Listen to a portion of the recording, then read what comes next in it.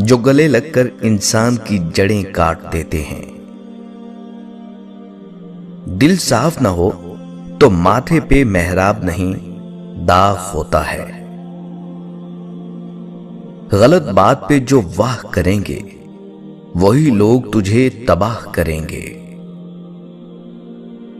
اگر کوئی محبت کرنے والا شخص تم کو نصیحت کرنا چھوڑ دے تو سمجھ جاؤ کہ تم اس کی نظر میں اپنی اہمیت کھو چکے ہو۔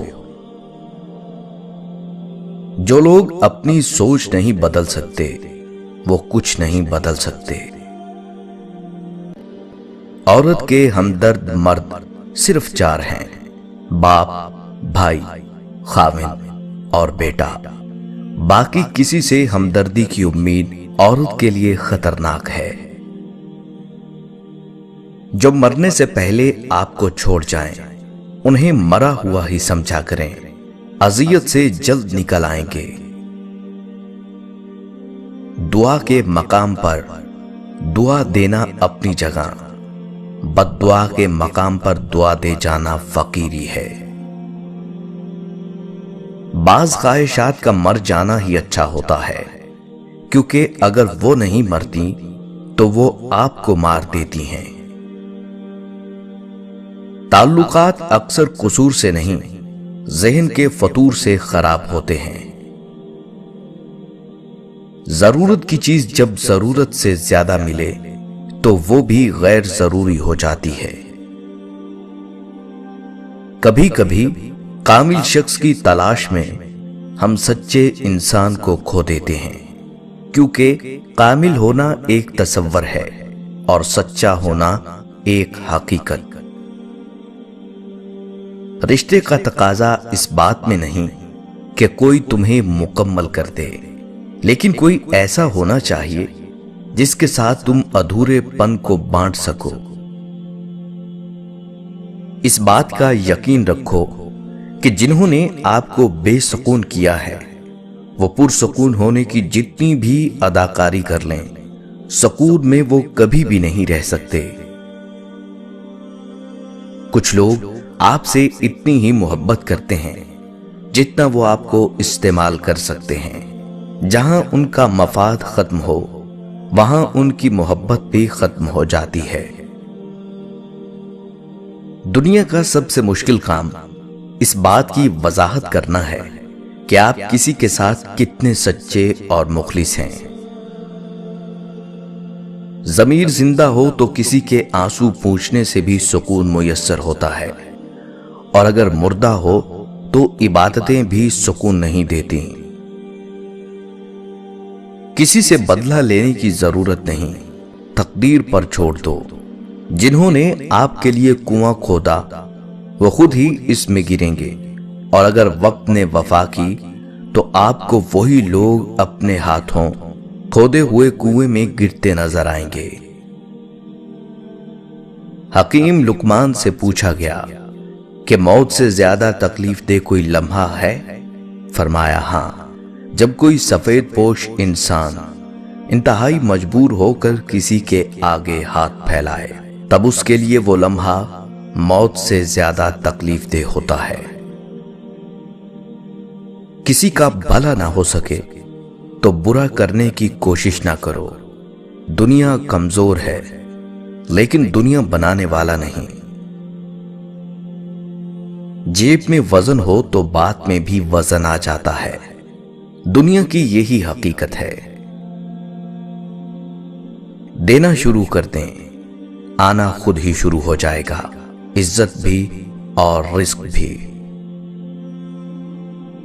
دنیا کی جنگ خود لڑنی پڑتی ہے۔ لوگ صرف مبارکباد دینے یا فاتحہ خوانی پڑھنے آتے ہیں۔ اللہ تعالی کے بعد خود پر بھروسہ کیجیے۔ موت ایک کھلا راز ہے، کھلا اس لیے کہ ہر شخص جانتا ہے کہ موت بہرحال آنی ہے، راز اس لیے کہ کوئی نہیں جانتا کب، کہاں اور کیسے۔ اپنے حصے کی غلطی کا اعتراف کر لینا کسی بھی مسئلے کے حل کی طرف پہلا کامیاب قدم ہوتا ہے۔ मत किया कर इतने गुनाह, तौबा की उम्मीद पर है इंसान। बेएतबारी सी मौत है, न जाने कब आ जाए। हमारी जिंदगी में वो शख्स सबसे बेहतरीन होता है जो हमें उस वक्त समझता है जब हम खुद भी अपने आप को नहीं समझ पाते। जब किसी काम में अच्छे बुरे की पहचान न रहे तो आगाज को देखकर अंजाम को पहचान लेना चाहिए। जमीन के ऊपर कोई भी अमल करने से पहले कुछ लम्हे के लिए सिर्फ एक बार ये जरूर सोचें कि हमारा ये अमल जमीन के नीचे हमारे लिए किस नतीजे का बाइस बनेगा। हम लोग भी अजीब हैं, सवाब की खातिर मरे हुए इंसान को कंधा जरूर देते हैं, मगर जिंदा इंसान का सहारा बनने से कतरा रहे हैं। इंसान की फितरत अजीब है, उसे हमेशा दूर की चीज लुभाती है। ना कोई बदसूरत होता है ना खूबसूरत, बस जो चीज पास ना हो वही मन को भाती है।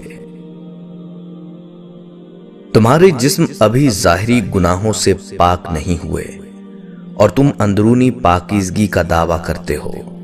तुम मखलूक से तो दुरुस्त रवैया रखते नहीं और खालिक से दुरुस्त रवैया रखने का दावा करते हो।